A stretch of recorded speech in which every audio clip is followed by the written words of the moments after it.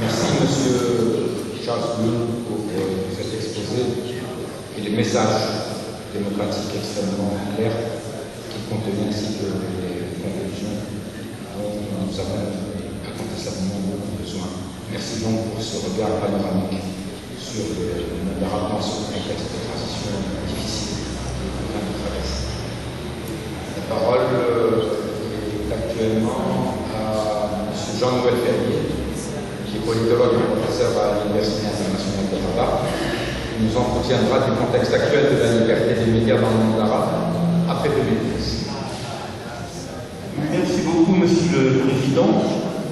Le sujet est vaste et vous entendez bien que je ne serai pas en mesure de le traiter dans le détail, même si à la place des 12 minutes qui me sont imparties, j'avais 24 heures, voire 48.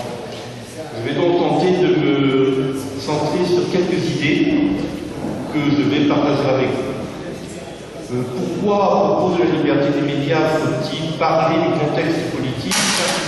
Parce que la liberté est un concept holiste, c'est-à-dire quelque chose qui a besoin d'autre chose que d'elle pour exister.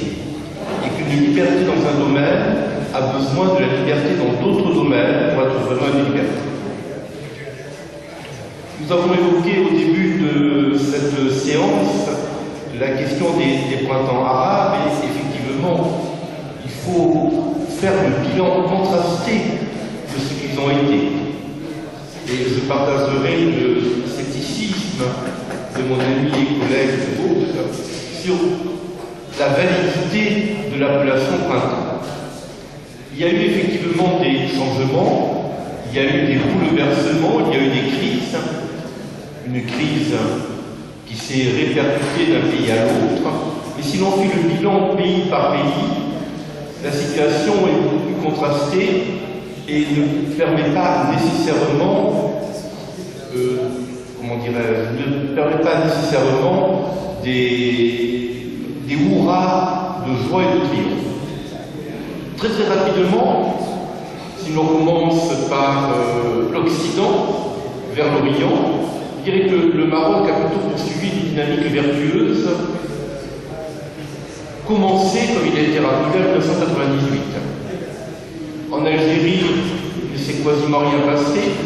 La Tunisie a abouti à un changement de régime, et pour des raisons très particulières à la sociologie politique de ce pays et à la nature de l'autoritarisme qui subissait la Libye plus ou moins dans le chaos. L'Égypte a vu un retour quasi à la date de départ, puisque nous étions partis d'un maréchal de l'armée de l'air devenu président de la République, et que nous avons abouti à un maréchal de l'armée de terre à la place de son prédécesseur. La Syrie, une crise atroce, dont il est inutile de parler, l'Irak c'est la même chose, et le Golfe privé. Donc vous le voyez, s'il y a eu effectivement un bouleversement, des bouleversements, si des certitudes ont été remises en cause, et si l'on a vu qu'un dirigeant implanté depuis 20 voire 30 ans pouvait partir du jour au lendemain ou presque, nous ne sommes pas pour autant dans un printemps de la liberté ou dans un printemps du renouvellement démocratique. Il y a eu des changements constitutionnels, principalement dans 3 pays, le Maroc, qui a eu une constitution très libérale, qui s'inscrit dans la continuité d'un mouvement. Je ne serais pas partisan de considérer que la constitution de 2011 est simplement le produit du printemps arabe, ça serait en réduire la portée, en réduire l'historicité. La Tunisie, effectivement, un changement constitutionnel long, problématique, mais évident. Et l'Égypte, un changement constitutionnel, mais relativement problématique, non pas dans le contenu du texte, mais dans la nature de la mise en œuvre, dans la situation qui prévaut actuellement dans ce pays. Car ce qu'il nous faut avoir en tête, quand nous réfléchissons au changement politique, c'est que les crises politiques changent effectivement un certain nombre de choses, mais elles ne changent pas nécessairement les institutions, et elles ne changent pas nécessairement les hommes. Nous avons, notamment c'est plus visible en Égypte, bien évidemment. Nous avons une situation où quelque chose a changé, mais tout le reste n'a pas changé. Si vous prenez le cas égyptien qui est le plus familier, vous voyez bien que les institutions en place, les hommes des institutions, étaient des hommes qui étaient là avant et qui sont restés là après. Et que d'une certaine manière, une partie des institutions n'ont pas été touchées par la crise politique.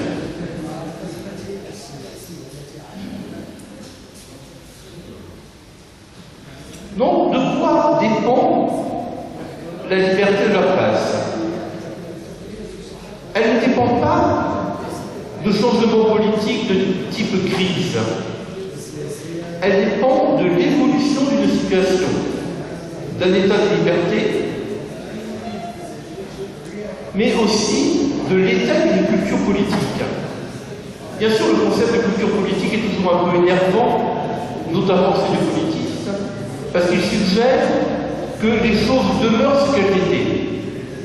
Mais en même temps, il est vrai que dans les pratiques concernant la liberté, les administrations, les pouvoirs publics, les acteurs, la société civile, la presse elle-même, a acquis pendant des années des habitudes, des modes de comportement et des évidences. Ces évidences ne sont pas bouleversées du jour au lendemain parce qu'il y a eu, entre beaucoup de guillemets, une révolution. Ces évidences restent en place.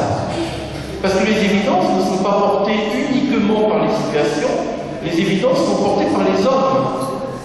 Et la durée des hommes dans les positions est quelque chose qui va bien au-delà des crises.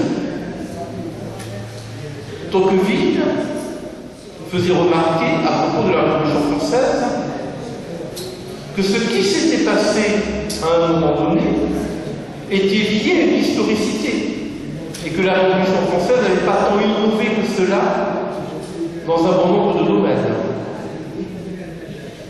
Si on passe, mais alors très très loin dans le temps, ce balai est très large, et une anecdote qui est relativement intéressante. Vous savez que l'Allemagne a longtemps été, depuis la période de Bismarck, un État social et un État de redistribution. Au moment de l'arrivée du nazisme au pouvoir, la redistribution par certains côtés a augmenté, puisqu'il s'agissait pour le régime de se concilier les classes moyennes.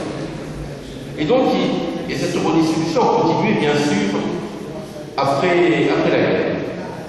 Eh bien, dans un ouvrage de mémoire écrit par un Allemand qui a vécu toutes ces périodes-là, il raconte que la personne qui était au guichet chargée de cette redistribution avait été la même un peu avant l'arrivée du nazisme, durant le nazisme et après, que l'on voyait toujours le même fonctionnaire. C'est un exemple un peu caricatural, mais il faut que nous comprenions qu'au-delà des crises qui durent un certain temps, les personnes restent. Il y avait les personnes, les habitudes et les cultures politiques. Et que la conception de la liberté, l'orientation par rapport à la liberté, et bien sûr par rapport à la liberté qui nous occupe actuellement, la liberté de la presse, n'est pas quelque chose qui change avec un événement aussi marquant soit-il.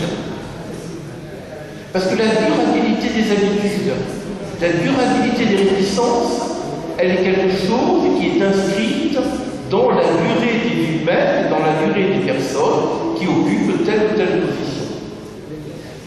Pour conclure, je vous donnerai un autre exemple qui vous éloigne un peu de la question de la liberté de la presse, mais qui montre ce décalage entre le changement, entre l'aspiration au changement, entre les crises et l'effectivité des changements. Je parle là des découvertes scientifiques. Et vous voyez, un peu loin, mais le mécanisme est le même. Un épistémologue connu, Thomas Kuhn, écrit un ouvrage sur les révolutions scientifiques. Vous voyez, nous sommes toujours dans la terminologie. Mais qu'est-ce qu'il nous montre dans les révolutions scientifiques? Il nous montre qu'au départ, les révolutions se font dans quelques laboratoires. mais que tout le reste demeure inchangé. Dans la société, dans l'enseignement de la discipline et dans les autres laboratoires. Qu'en fait, une révolution peut passer inaperçue. Elle passe inaperçue tant que le temps n'a pas changé une partie des hommes qui portaient les anciennes idées. Bien sûr, c'est un équilibre entre différentes choses. Mais quand nous considérons la situation politique, quand nous avons un regard sur 2011, nous devons avoir en tête qu'un certain nombre de choses ont changé, mais que beaucoup sont demeurés ce qu'elles étaient et ont poursuivi sur des dynamiques qui existaient préalablement. Cette importance de l'historicité me paraît centrale pour comprendre quel peut être le destin social de la liberté de la presse et des médias en général. Je vous remercie.